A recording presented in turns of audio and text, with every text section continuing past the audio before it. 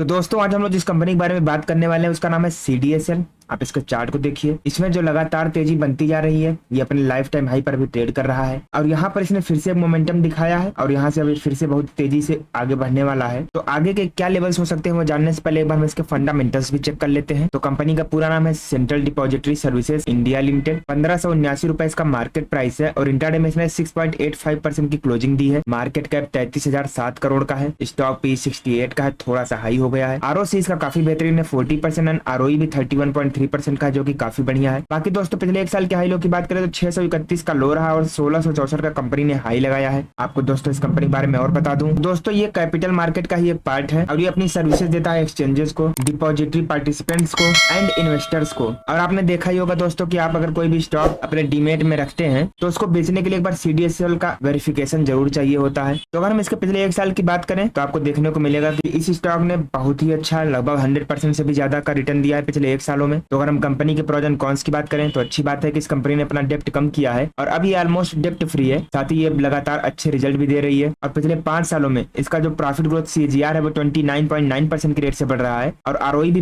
पिछले 3 सालों से 28.9% की रेट से बढ़ रहा है। कंपनी बहुत ही अच्छा डिविडेंड भी पे आउट कर रही है और इसका जो सेल्स ग्रोथ है उसमें भी पिछले 10 सालों में अच्छी खासी बढ़ोतरी दिख रही है। वहीं पर इसके कॉन्स की बात करें तो इसका स्टॉक अभी 22 टाइम्स बुक वैल्यू पर ट्रेड करने के लगा है और प्रमोटर्स की जो होल्डिंग है वो सिर्फ और सिर्फ 15% रह गई है। पिछले 3 सालों में प्रमोटर्स ने और भी ज्यादा अपना पोजीशन कम कर लिया है। तो अगर हम इस कंपनी के पीयर कंपैरिजन की बात करें तो फाइनेंशियल सर्विसेज में काम करती है, जिसमें आपका BSE हो गया, MCX हो गया, CDSL है, इस साथ में आपका कैम्स, केफिन टेक्नोलॉजी एंड IEX जैसी कंपनियां हैं जो कि इसके पीयर ग्रुप्स हैं। तो अगर हम CDSL के क्वार्टरली रिजल्ट्स की बात करें तो इसका जो सेल्स ग्रोथ है वो जून 2021 में 117 करोड़ का था, जून 2022 में 140 करोड़, जून 2023 में 150 करोड़ और जून 2024 में तो 257 करोड़ का मैसिव जंप देखा गया। वहीं पर नेट प्रॉफिट की बात करें तो जहां जून 2021 में 64 करोड़ का प्रॉफिट था, जून 2022 में 58 करोड़, जून 2023 में 74 करोड़, वहीं पर जून 2024 में 134 करोड़ का बढ़िया प्रॉफिट भी हो गया है। तो अगर हम इस कंपनी के लॉन्ग टर्म प्रॉफिट लॉस की बात करते हैं तो इसका जो सेल्स ग्रोथ है वो मार्च 2013 में 91 करोड़ का था, मार्च 2017 में 146 करोड़, मार्च 2021 में 344 करोड़ और करंट में कुल 920 करोड़ का है। वहीं पर नेट प्रॉफिट की बात करें तो जहां मार्च 2013 में 51 करोड़ का प्रॉफिट था, मार्च 2017 में 87 करोड़, मार्च 2021 में 201 करोड़ और करंट में कुल 480 करोड़ का बढ़िया प्रॉफिट भी है। तो दोस्तों अगर हम इस कंपनी की स्टॉक प्राइस CAGR की बात करें तो पिछले 10 सालों में कंपनी ने 73% की रेट से, पिछले 3 सालों में 31% की रेट से और पिछले 1 साल में 127% का बहुत ही शानदार रिटर्न दिया है। तो अगर हम इसके बारोइंग्स की बात करें तो आपको देखने को मिलेगा कि मार्च 2013 के बाद से कंपनी ने कभी भी लोन नहीं लिया। हाँ, मार्च 2023 में 2 करोड़ का लोन लिया था जो कि मार्च 2024 में 1 करोड़ का और रह गया है। वहीं पर टोटल एसेट की बात करें तो जहां मार्च 2013 में 416 करोड़ का एसेट था जो बढ़कर 2018 तक 690 करोड़ हुआ और अभी 24 में कुल 1781 करोड़ का एसेट है, जिसकी तुलना में सिर्फ और सिर्फ 1 करोड़ का लोन है। तो देखा जाए तो कंपनी लोन के मामले में एकदम ऑलमोस्ट डेप्ट फ्री है। तो अगर हम कंपनी की शेयर होल्डिंग पैटर्न की बात करें तो प्रमोटर्स की हिस्सेदारी जहां सितंबर 2021 में 20% थी वो और भी ज्यादा घटकर अगस्त 2024 तक सिर्फ और सिर्फ 15% रह गई है। FIIs की होल्डिंग जहां कुछ भी नहीं थी बढ़कर 14% एंड DIIs की होल्डिंग घटकर 38% से 24% पर आ गई है। लेकिन पब्लिक की होल्डिंग जो 41% थी वो बढ़कर 46% हो गई है। यानी किसी स्टॉक में सबसे ज्यादा अगर होल्डिंग है किसी की तो वो है पब्लिक की। तो यहाँ पर शेयर होल्डिंग पैटर्न जो है मुझे कुछ खास पसंद नहीं आया। बाकी तो वैसे कंपनी काफी ठीक ही चल रही थी अभी तक, लेकिन ये प्रमोटर्स होल्डिंग यहाँ पर निराश कर गई। एनीवेज हम इसके फोरेंसिक एनालिसिस देख लेते हैं। तो अगर हम CDSL के फोरेंसिक एनालिसिस करें तो इसमें आपको 12 पॉजिटिव संकेत, 3 न्यूट्रल और 2 निगेटिव संकेत देखने को मिलेंगे। तो अच्छी बात है कि कंपनी के ऊपर कोई भी खास लायबिलिटीज नहीं है। कंपनी के प्रमोटर्स ने कोई भी शेयर प्लेज नहीं किया है। रिटेलर्स की जो होल्डिंग है वो अभी भी ठीक ठाक ही है। अदर इनकम अच्छी है। डेप्रिसिएशन का कोई भी इफेक्ट नहीं पड़ रहा है प्रॉफिट पर। रेवेन्यू इनका लगातार ग्रो कर रहा है। कैपेक्स वर्सेस ROC की बात करें तो ROC ग्रो कर रहा है। शेयर प्राइस भी लगातार बढ़ रहा है। वर्किंग कैपिटल अंडर कंट्रोल है और कंपनी का जो डेप्ट है वो भी मैनेजेबल है। सेल्स ग्रोथ काफी तेजी से बढ़ रही है और ROC में स्ट्रेंथ लगातार बनी हुई है और प्रमोटर्स की जो होल्डिंग है वो न्यूट्रल है एंड ROE भी